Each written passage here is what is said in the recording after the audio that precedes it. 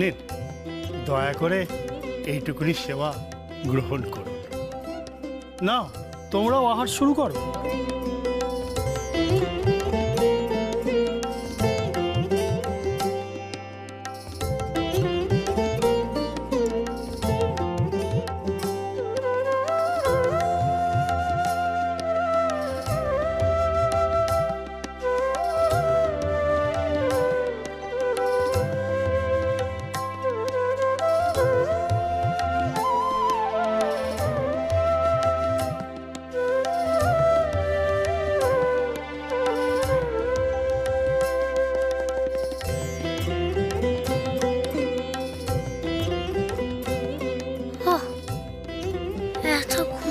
কেন হঠাৎ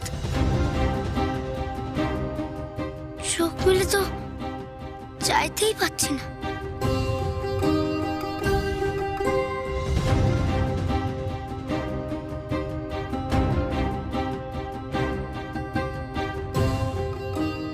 কি লোকনাথ এমন ভাবে তন্দ্রাচ্ছন্ন হয়ে পড়ছে কেন?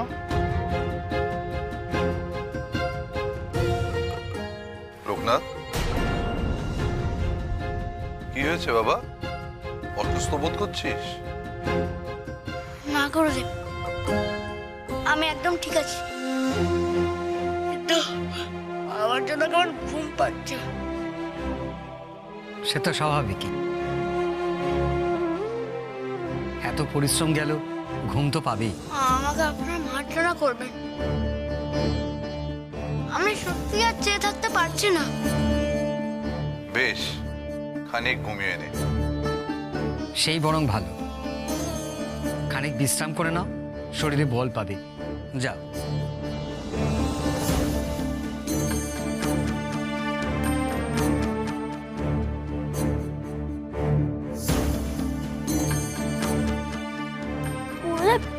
আমার যেন কেমন লাগছে। কেন, আবার কি হলো? আমি তো দুর্বল, আমার তো লোকনাথের মতন দেহে আর মনে অত জোর নেই। তাও তো আমার ঘুম এলো না, অথচ লোকনাথ এইভাবে ঘুমিয়ে পড়তে চাইলো। সবই প্রভুর মায়া রে বেনি, সবই প্রভুর মায়া। তিনি কাকে দিয়ে কখন কি করাতে চান তিনিই জানেন। তাকে ছাড়, তুই খেয়ে নে, ও বরং খানিক ঘুমিয়ে নিক।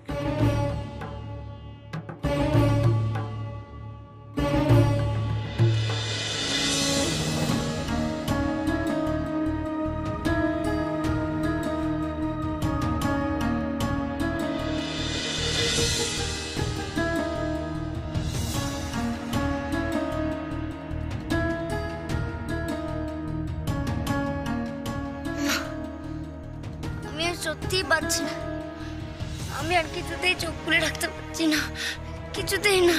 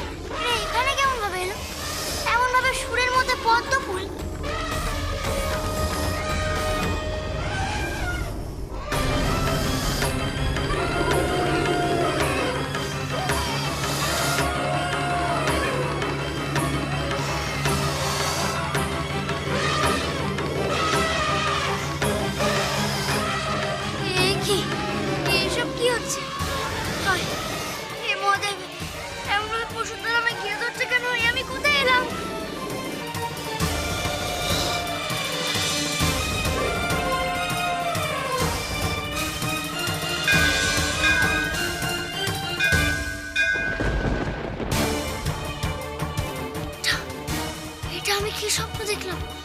কেন এমন স্বপ্ন দেখলাম আমি? এসব সবটা ওকে গুরুদেবকে জানাতেই হবে, জানাতেই হবে। গুরুদেব! সত্যি কথা বলতে কি, এই মহাকাল মন্দিরের আগমন আমার সার্থক হলো। লোকনাথ নামক আমি বিস্ময় বালক সন্ন্যাসীর আমি সান্নিধ্য পেলাম। উপরন্তু এই না পাওয়া লিপি আমি হাতে নিজে ধরতে পারলাম। আমি ধন্য হলাম। লোকনাথের জন্য আপনারা সবাই উপকৃত হয়েছেন। ওর জন্য দুই ধর্ম মিলেমিশে একাকার হয়ে গেছে। গুরু হিসেবে এও তো আমার পরম প্রাপ্তি। ভদ্র, আপনি তো পরিব্রাজক, তো আপনার গন্তব্য এবার কোন দিকে? এবার আমি যাব লুম্বিনী। সেখানে ভগবান তথাগত জন্মস্থান দর্শন করব। বাহ, তো উত্তম ভাবনা। আপনার যাত্রা সাফল্যমণ্ডিত হোক। আপনারা এবার কোথায় যাবেন বলে সিদ্ধান্ত নিয়েছেন? আমাদের তো সিদ্ধান্ত নেবার জো নেই। স্বয়ং শিব শম্ভু লোকনাথকে যে পথে টেনে নিয়ে যাবেন, আমরাও সেই পথ ধরব। গুরুদেব! গুরুদেব! কি হয়েছে লোকনাথ? হঠাৎ এমন করছিস কেন বাবা? গুরুদেব, আমি একটা অদ্ভুত স্বপ্ন দেখেছি গো। স্বপ্ন? হ্যাঁ রে বেনি, একটা অদ্ভুত স্বপ্ন দেখেছি। সব পশুরা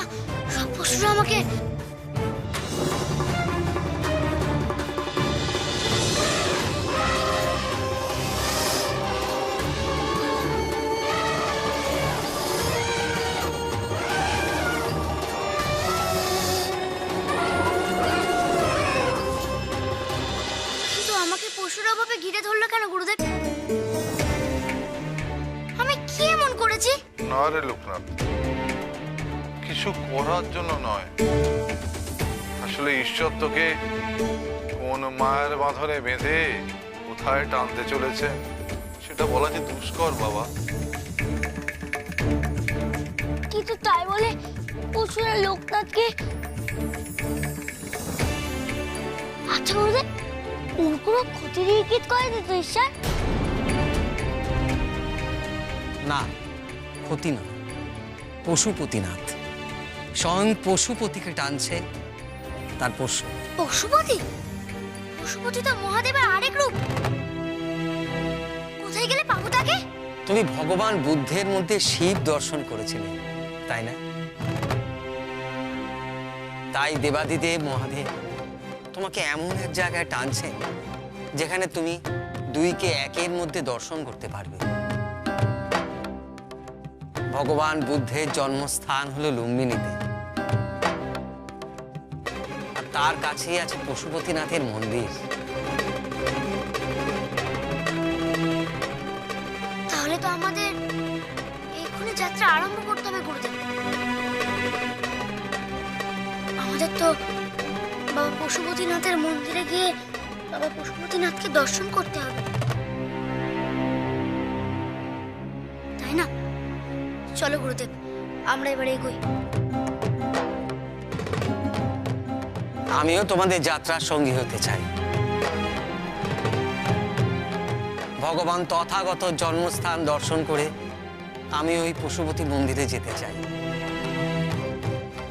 বেশ, দেবাদিদেব নিজে যখন চাইছেন তোর পশুপতিনাথ মন্দির দর্শন হোক, তখন আর বিলম্ব করা অনুচিত। চল লোকনাথ, তবে তার আগে ভগবান বুদ্ধ আর মহাকালের দর্শনটা করে আসি, তবে তো যাত্রা শুভ হবে। নে ধর বেনি, ওঠ বাবা ওঠ, চল।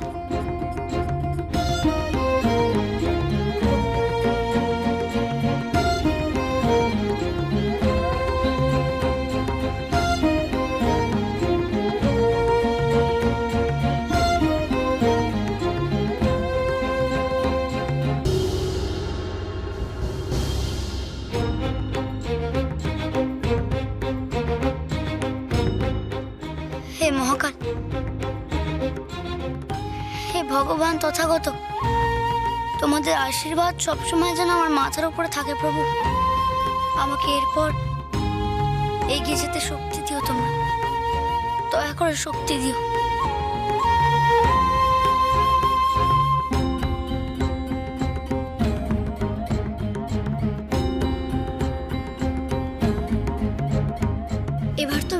আসি গো, আমাদের বিদায় দাও। তোমরা সবাই ভালো থেকো, কুশল থেকো।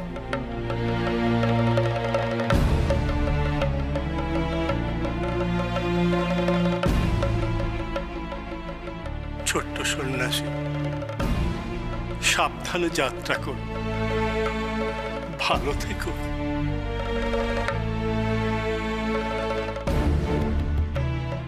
ভগবান তথাগতর কাছে আমি তোমাদের সকলের মঙ্গল প্রার্থনা করি। তুমি আমাদের মহামূল্যবান রত্ন উদ্ধার করে দিয়েছ। আমি ভগবান তথাগতর কাছে প্রার্থনা করি যেন তোমার জীবনের সকল উদ্দেশ্য সফল হয়। ছোট সন্ন্যাসী, তুমি তোমার সাধনায় সিদ্ধি লাভ করো।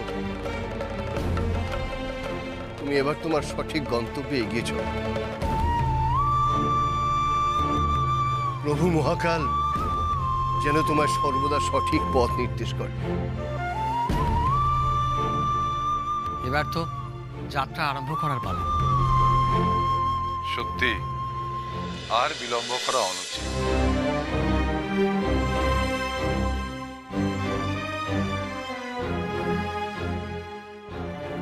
চল লোকনাথ, চল বেনি, আয়।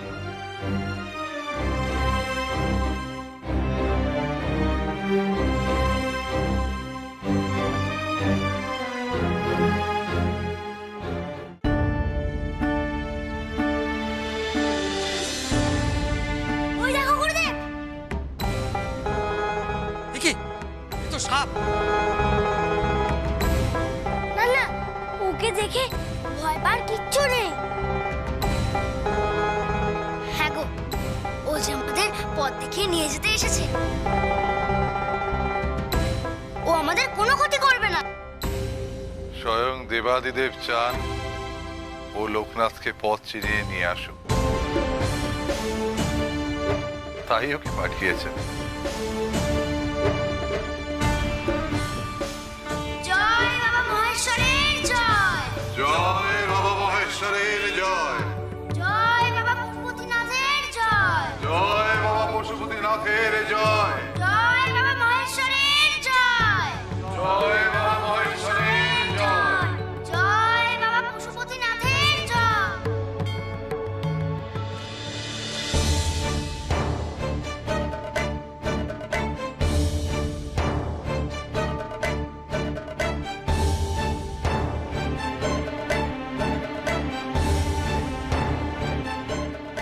আচ্ছা, ভগবান তথাগতর যে লিপি পাওয়া গেল তাতে কি লেখা ছিল বলো তো? উপদেশ। ভগবান তথাগতর অমূল্য উপদেশ। ওদের কি বিষয়? মনুষ্য জীবনে যে ঘাত প্রতিঘাত, আমাদের চলার পথে যে আনন্দ উৎসব আছে, যে প্রতিকূলতা আছে, তাতে কি কর্তব্য, সেই বিষয় উপদেশ। তাই আমাদের জীবনের চলার একমাত্র পথে। ওরে বেনি, জীবন ধারণের সময় আমরা নানা রকম ভ্রান্ত পদক্ষেপ নিই, তার ফলেই আমাদেরকে জীবনে নানান সমস্যার সম্মুখীনও হতে হয়। ভগবান তথাগত সেই সমস্যার ভ্রান্ত পদক্ষেপ থেকে মুক্তির উপদেশ দিয়ে গেছেন আমাদের। ঠিক তাই, প্রভু আমাদের পথ দেখিয়েছেন, যা ছিল সম্পূর্ণ অজানা। আর এই লিপি পাঠোদ্ধারের মধ্যে দিয়ে আমরা জানতে পারি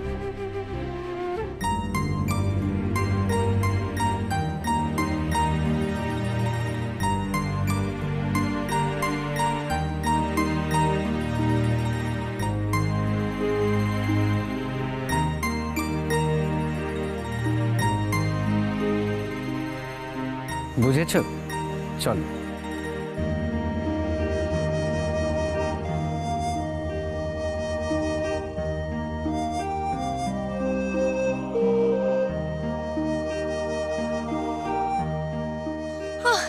কি তাপ!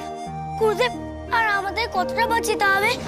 জানি না রে বেনি, এই সাপ আমাদের যতটা পথ নিয়ে যাবে যেখানে নিয়ে যাবে আমাদেরকে সেখানেই যেতে হবে। লোকনাথ, বাবা তোমার কষ্ট হচ্ছে? না গো, আমি একদম ঠিক আছি।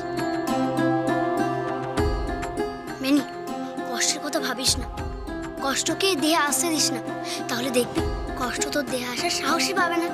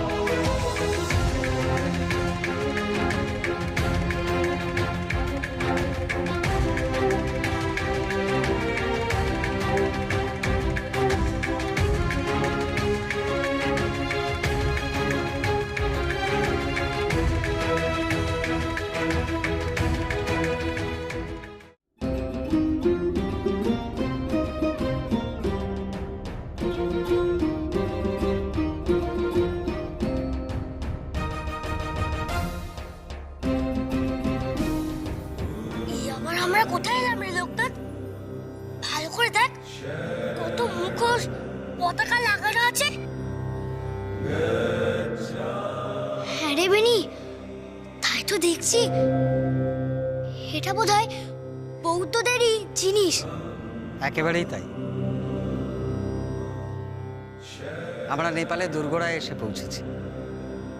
নেপাল? হ্যাঁ, ওই তোরণ পার করলেই নেপাল শুরু। বাড়িতে বসে থাকলে এইসব দেখা কোনোদিনও হতো না। আমরা এই সব কিছু জানবো বলেই তো বাড়ি ছেড়েছি, তাই না বেনি? অনেক দেশের সম্পর্কে জানবো, অনেক জ্ঞান অর্জন করব, নাহলে সাজানোর পথে কেমন করে এগোবো বলতো?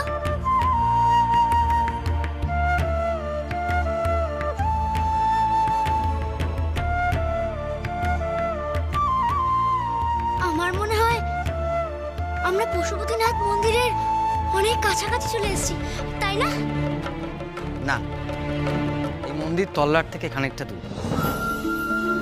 আরো কিছু পথ অতিক্রম করার পরেই আমরা মন্দিরের দর্শন পাব। আচ্ছা, ওই তোরণের ও প্রান্তে কি কোনো জনপদ আছে? না, জনপদ এখানে নেই, এটা তরাই অঞ্চল। জঙ্গলের আরো কিছু পথ অতিক্রম করার পর তবেই আমরা জনপদ পাব। চলো এবার এগোনো যাক।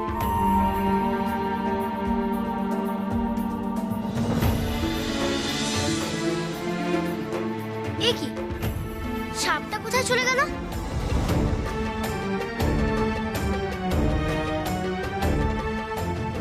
এখানেই তো ছিল, তাই না গুরুদেব? সত্যি তো, সাপটা তো কোথাও নেই।